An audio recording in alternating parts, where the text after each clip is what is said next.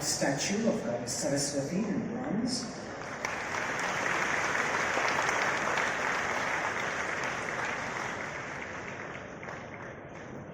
May I request the Honourable Minister Meenakshi Lekhi ji to please welcome the Honourable President with an Angavastram.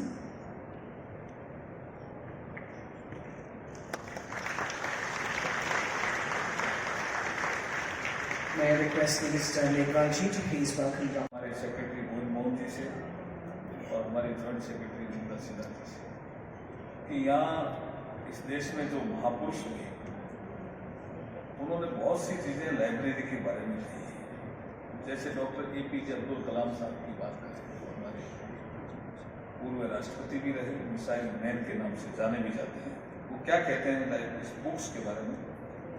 One best book is equal to 100 good friends, but one good friend is equal to a library. It is APJ Abdul Kalam. ये जो विषय निकल करके आते हैं तो ये बहुत महत्वपूर्ण है। बाबा साहब B.R. अम्बेडकर जब वो लंदन से भारत यात्रा कर रहे थे तो उनकी किताबें रास्ते में समुद्र में डूब गई थी। तो वो अपनी जीवनी में लिखते हैं कि मेरे परिवार का भी कोई सदस्य खो गया था, तब भी मैं इतना नहीं रोआ जितना मेरी किताबें जब समुद्र में डूबी तब मैं रोया। ऐसे महापुरुषों ने हमें बहुत महत्वपूर्ण इतिहास दिया। और हम मुंबई में उनके गृह की बात करें जिसका नाम है राजगृह, कुछ इतिहासकार कहते हैं वहां उस समय भी 50,000 से ज्यादा पुस्तकें थी और आज भी वहां इतनी पुस्तकें। मैं बात करूं श्री अटल बिहारी वाजपेयी जो भारत के प्रधानमंत्री रहे, वो जब संसद भवन में आते थे तो जैसे संसद में किसी कारण से हाउस स्थगित होता था, चाहे वो लोकसभा के सदस्य रहे चाहे वो राज्यसभा के रहे, अगर उनका सबसे प्रिय स्थान कोई होता था संसद में तो वो लाइब्रेरी होता था। और उन्हीं के कालखंड में संसद भवन में जो लाइब्रेरी की बिल्डिंग बनी जिसको हम PLB बिल्डिंग कॉमन लैंग्वेज में कहते हैं, वो अटल बिहारी वाजपेयी जी के समय बनी। देखिए लाइब्रेरी के प्रति कितना जोश और उत्साह। अभी हमारे भारत के प्रधानमंत्री नरेंद्र मोदी जी वो कई बार कह चुके हैं कि बुक्के देने की जगह बुक देने की परंपरा प्रारंभ करो। ये नरेंद्र मोदी लोगों के बीच पढ़ने की संस्कृति को पुनर्जीवित करना है। संस्कृति मंत्रालय ने बहुत बड़ा बीड़ा उठाया है। हमारी जो राष्ट्रीय शिक्षा नीति है वो भी ये कहती है कि भारत को 21st सेंचुरी में नॉलेज सुपर पावर बनना है। और कई बार प्रधानमंत्री जी ने कहा है कि 20वीं सदी का तीसरा दशक भारत को आजाद कराने में बहुत महत्वपूर्ण रहा, उसने नींव डाली। भारत 1947 में आजाद हो जाएगा। 20वीं सदी का तीसरा दशक मीन्स 1920 से 1930।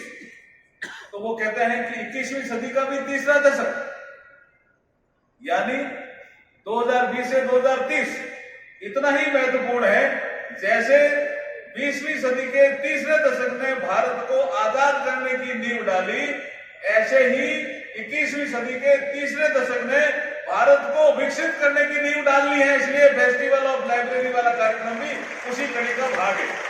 I think whatever Mr. Megwal said, but the festival of libraries in a country like India is just a remnants of our past, and the past which was a glorious past, the past which gave India the edge at that point in time, and we were called Vishwa Guru.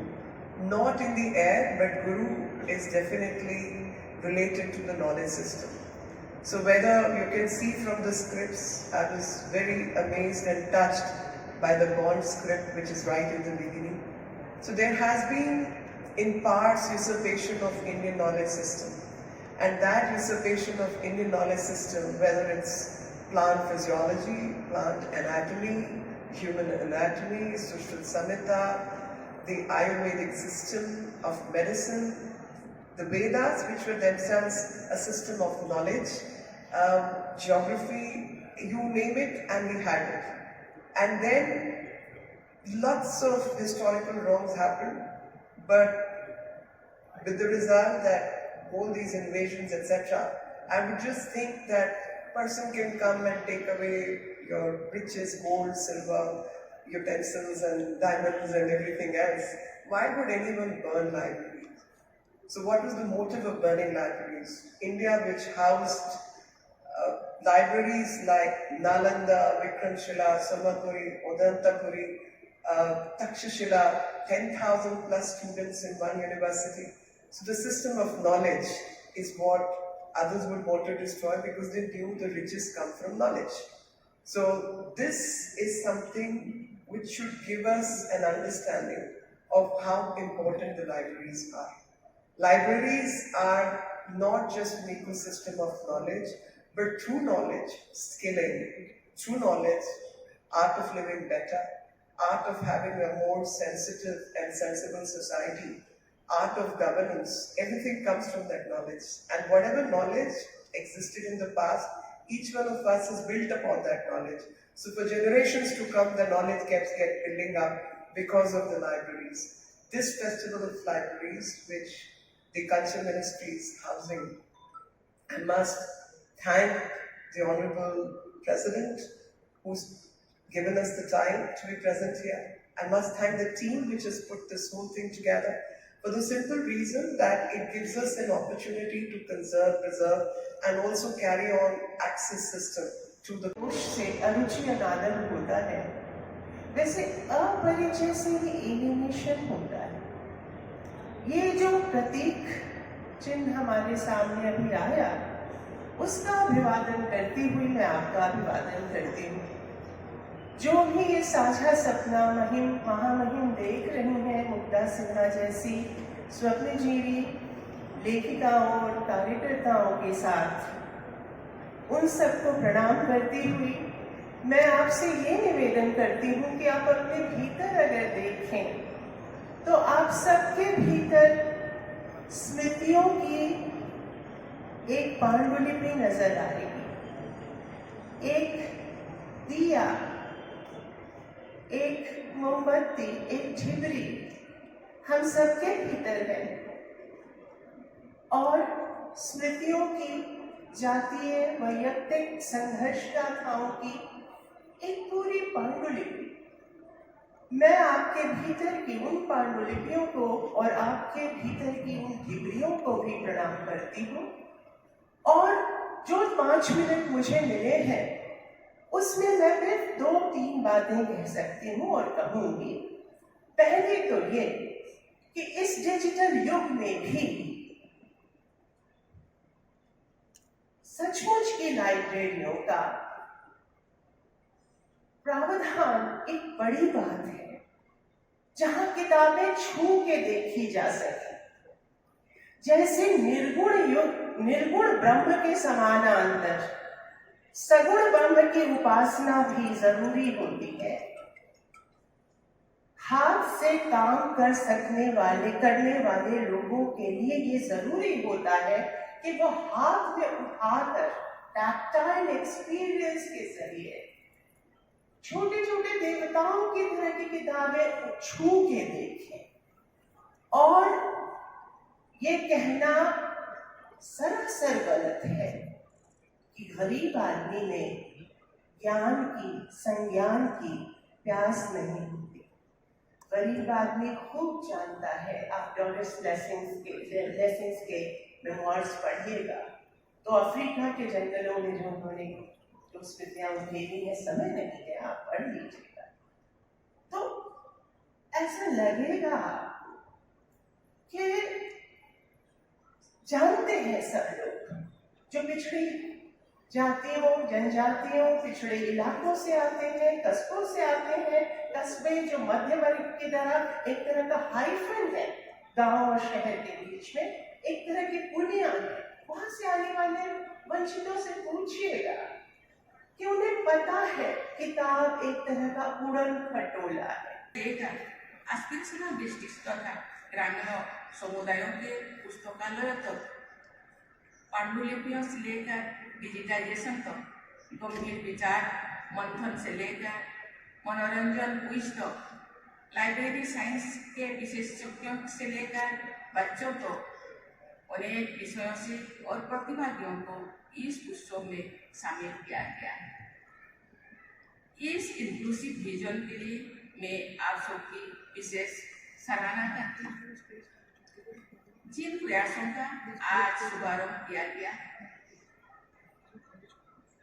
वे सभी अत्यंत उपयोगी सिद्ध होंगे, ये मेरा विश्वास है। इस फेस्टिवल के आयोजन से जुड़ी पूरी टीम को मैं साधुवाद देती हूँ, बधाई देती हूँ और बहुत शुभकामनाएं देती हूँ। सभ्यताओं और संस्कृतियों की उन्नति का पैमाना भी होता है। आज़ादी का अमृत महोत्सव मनाने तथा अमृत काल में भारत को विकसित राष्ट्र बनाने के प्रयासों में कल्चर ऑफ रीडिंग यानी साथायों की संस्कृति को प्रोत्साहित करने का ये प्रयास बहुत उपयोगी सिद्ध होगी। इतिहास ऐसे उल्लेखों से भरा हुआ है जिसमें आक्रांतों ने पुस्तकालयों को नष्ट करना अनिवार्य समझा। युद्धों में पराजित क्षेत्रों के लोगों को मनोबल और अधिक गिरने के लिए पुस्तकालयों का विध्वंस विश्व के कई स्थानों पर किया गया है।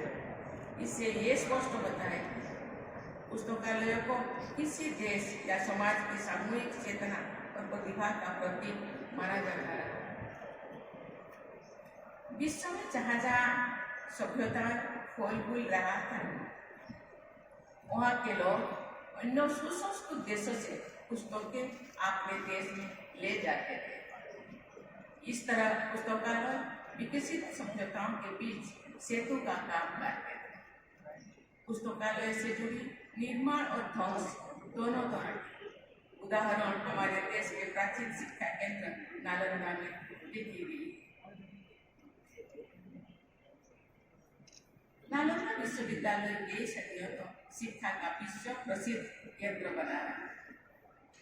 7वीं शताब्दी से लेकर के चीन के हुएनसांग की भारत यात्रा और उसके वृत्तांतों का इतिहास में विशेष महत्व है। हुएनसांग भारत से विशेषकर नालंदा से बहुत बड़ी संख्या में पुस्तकें लेकर चीन लौटे थे। प्राचीन तथा मध्यकालीन भारत से अनेक अन्य देशों के लोग भी पुस्तकें लेकर के उनका अनुवाद करवाए और भारत में उत्पन्न हुई ज्ञान राशि का पूरे दुनिया में प्रसार हुआ। ऐसे अच्छे प्रयासों के मूल में ये सोच होती है कि पुस्तकें और पुस्तकालय की पूरी मानवता की साझा विरासत और धरोहर। इसी सोच के साथ आप सब आगे बढ़ रहे हैं। मैं चाहूंगी कि देश में सभी महत्वपूर्ण पुस्तकालयों के नेटवर्क बनाने के साथ साथ आप सब अन्य देशों के पुस्तकालयों से भी आदान प्रदान को बढ़ावा दें। हुएनसांग की भारत यात्रा के लगभग 550 वर्षों के बाद यानी 12वीं शताब्दी के अंत में आक्रांताओं द्वारा नालंदा विश्वविद्यालय के पुस्तकालय को नष्ट कर दिया गया। इतिहासकार बताते हैं कि उस पुस्तकालय को नष्ट करने में बहुत समय लगा क्योंकि पांडुलिपियों और पुस्तकों का बहुत विशाल भंडार वहाँ संचित था। वैसे अमूल्य ज्ञान राशि से विश्व समुदाय को सदा के लिए वंचित कर दिया गया। ऐसे दुखद घटनाएं आधुनिक युग में ही नहीं होती है, लेकिन हमारे देश में उपलब्ध दुर्लभ पांडुलिपियों तथा पुस्तकों के गायब हो जाने की घटनाएं सुनने में आती हैं। ऐसी पुस्तकें या पांडुलिपियों को कलेक्टर्स आइटम के रूप में अत्यंत धनाढ्य लोगों के निजी संग्रह की शोभा बढ़ाती अथवा ऑक्शंस में नीलाम की जाती है। आज के वर्षों में भारत सरकार ने विशेष प्रयास करके गलत तरीके से विदेश ले जाए गए अनेक आर्ट ऑब्जेक्ट का पता लगाकर उन्हें वापस मंगवाया। ऐसे ही प्रयास दुर्लभ पुस्तकों और पांडुलिपियों को वापस लाने के लिए भी किया जा सकता है। पुस्तकालयों को आप सब drawing room of the community के रूप में स्थापित करना चाहते हैं। ये बहुत अच्छी सोच है, लेकिन इस सुंदर विचार में थोड़ा सा अपना विचार जोड़ते हुए मेरा सुझाव है पुस्तकालय का drawing room and study of the community के रूप में लोकप्रिय बनाया जा सकता है। पुस्तकालय सामाजिक सम्मेलन के केंद्र भी बने और साथाई तथा चिंतन का भी। रीड, रिसर्च, रिफ्लेक्ट इन शब्दों में निहित इस फेस्टिवल का प्रमुख सुंदर भी ये सही यही मुझे बताया गया है। संस्कृत मंत्रालय द्वारा readers to emerge as leaders तथा a country that read is a country that leads इस सोच के साथ पुस्तकालय के विकास के राष्ट्रीय अभियान आगे बढ़ाया जा रहा है। ये सर्वथा तर्कसम्मत और इतिहास सम्मत विचार भी है और अभियान भी। हमारा स्वाधीनता संग्राम के महानायकों ने तमाम संघर्ष और संकटों के बावजूद पुस्तकों के पठन पाठन और लेखन पर जोर दिया। महात्मा गांधी ने अपनी आत्मकथा सत्य के प्रयोग में एक अध्याय लिखा है जिसका शीर्षक है एक पुस्तक का जादू भरा असर। आत्मकथा के उस अध्याय में गांधी जी ने जन रस्किन की पुस्तक अनटू दिस लास्ट को पढ़ने के बाद उनके जीवन में हुई रचनात्मक परिवर्तन का उल्लेख किया। टेक्नोलॉजी के उपयोग से पुस्तकालयों का स्वरूप बदल रहा है। एक्सेसिबिलिटी और सुगम हो रहा है। National virtual library of India को विकसित किया जा रहा है ताकि one nation one digital library के राष्ट्रीय लक्ष्यों को प्राप्त किया जा सके। मुझे बताया गया है दिव्यांगजनों की विशेष आवश्यकताओं को ध्यान में रखते हुए पुस्तकालय में विशेष सुविधाएं प्रदान की जा रही है। इस संवेदनशील और समावेशी प्रयास के लिए मैं पूरी प्रशंसा करता हूँ।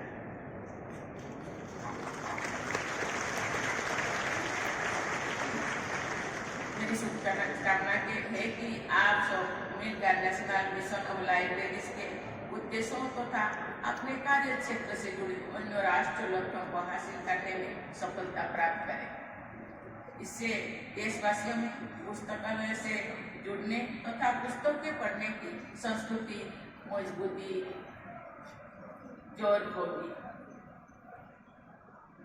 भारत को ग्लोबल नॉलेज सुपर पावर बनाने के लक्ष्य में आप सबको मूल्य योगदान देंगे, ये विश्वास व्यक्त करते हुए मैं अपने वाणी को विराम देती हूँ।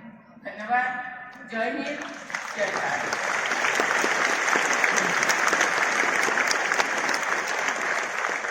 Thank you, President Noble, for your honest words. Ladies and gentlemen, may I please request you all to please rise